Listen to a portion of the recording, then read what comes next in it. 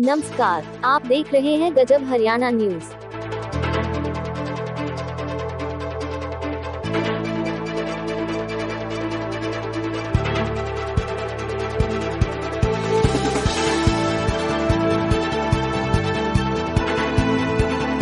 प्रदेश Congress committee की अध्यक्ष कुमारी शैलजा बुधवार को प्रदेश कांग्रेस कमेटी के महासचिव सुरेश यूनुसपुर का हालचाल जानने उनके निवास पहुंची।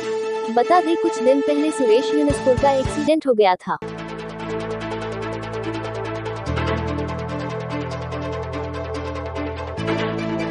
कुमारी शैलजा ने कहा है कि प्रदेश में सरकार नाम की कोई चीज नहीं है। प्रदेश में जंगल राज है। अपराध का ग्राफ लगातार बढ़ता जा रहा है। रोजाना हत्याएं और फिरौती की घटनाएं सामने आ रही हैं। हर मोर्चे पर सरकार निकम्मी साबित हुई है। किसान आंदोलन को 7 महीने से अधिक का समय हो चला है, लेकिन सरकार जानबूझकर किसानों की अनदेखी कर रही है। देश का अन्नदाता किसान कमजोर नहीं है, बल्कि आने वाले समय में किसान को कमजोर करने की सरकार की नीति घातक सिद्ध। इस संबंध में क्या कहेंगे खास तौर से, क्योंकि एक लंबा पीरियड हो गया। किसान आंदोलन बहुत लंबा चल गया है और अभी ऐसा लग नहीं रहा सरकार के रवैये से कि ये इसे ख़त्म करना चाहते हैं।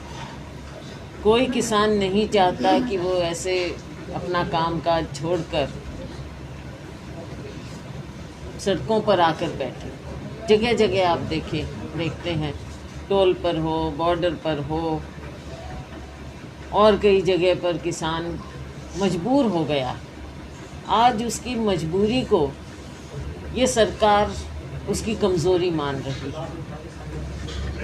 हमारा अन्नदाता कभी कमज़ोर नहीं हुआ है।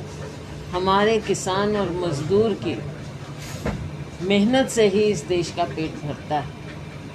और अगर इस बात को ये सरकार नहीं पहचानती तो ये देश के लिए और इस सरकार के लिए बहुत घातक साबित होगा। हमारा देश, हमारा प्रदेश कृषि प्रधान है और अगर हम अपने अन्नदाता और मज़दूर का ध्यान नहीं रख सकते तो हमारी अर्थव्यवस्था बिल्कुल जो चरमरा चुकी है, एक और ये और दूसरी ओर कोरोना, उस पर और भी ज़्यादा हमला हो, फिर ये कैसे बचाएंगे।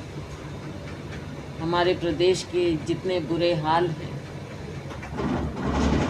पेट्रोल डीजल की कीमत आसमान को छू रही है।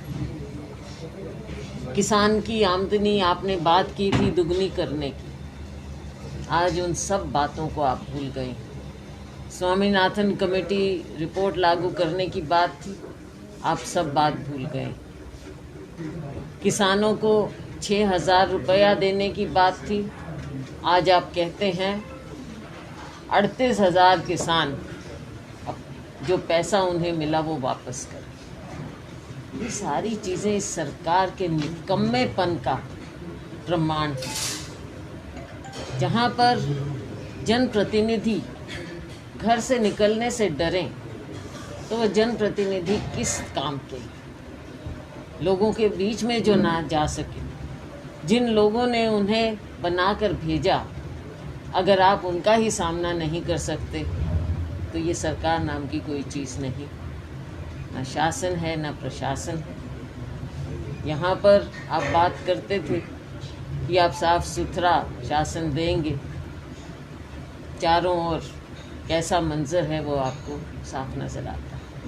तो आप तो पूरे हरियाणा में घूमते हैं, जिस तरह की सड़कों की हालत यहाँ है, आप जिस सड़क से आए होंगे, और दूसरे उसमें क्या सड़कों की हालत हम यही देख रहे थे कि जितना समय लगना चाहिए था हमें यहाँ पहुँचने पर, तो उससे तो कई गुना ज़्यादा समय लग गया। अरोड़ा साहब कह रहे थे कि आप पहुँचे नहीं, उन्होंने क्या हैं तो नज़दीक, लेकिन अब पता नहीं है सड़कें कब तक पहुँचाएंगी। आम नागरिक को हर रोज़ यहाँ पर धर्म नगरी में किन किन दिक्कतों का सामना करना पड़ता है। सड़कें हैं और विकास की बात है, सब चीज़ों को इन्होंने भुला दिया। आज ये बातें विकास साथ कोई मायने नहीं रखती हैं इस सरकार के लिए, और आम नागरिक को इतनी बड़ी भूल का खामियाजा भुगतना पड़ रहा है जिसमें इनको 40 सीटें मिली थी। नगर परिषद के और स्थानीय निकाय चुनाव आएंगे, कांग्रेस का क्या रुख रहेगा? सिंबल पे लड़ेंगे? जब समय आएगा हम सभी से बातचीत करके फैसला लेंगे। चुनाव जब आएगा उससे पहले फैसला लिया जाएगा। और मंडी में आड़तियों का कुछ बकाया था, आपने पिछले दिनों भी सरकार को चलाया। ये सरकार, आप किस हमारे साथी यहाँ पर बैठे हैं, सभी लोग देख रहे हैं। मंडियों का भी जहाँ दूसरी ओर बुरा हाल है, एक और किसान का, दूसरी ओर मंडियों का, तो आप सोच सकते हैं ना बकाया मिल रहा है ना कहीं। चाहे आप शुगर मिल्स की बात कर लो, चाहे मंडियों की बात कर लो, किसानों की बात कर लो, किसी को कोई उसका पैसा नहीं मिल रहा।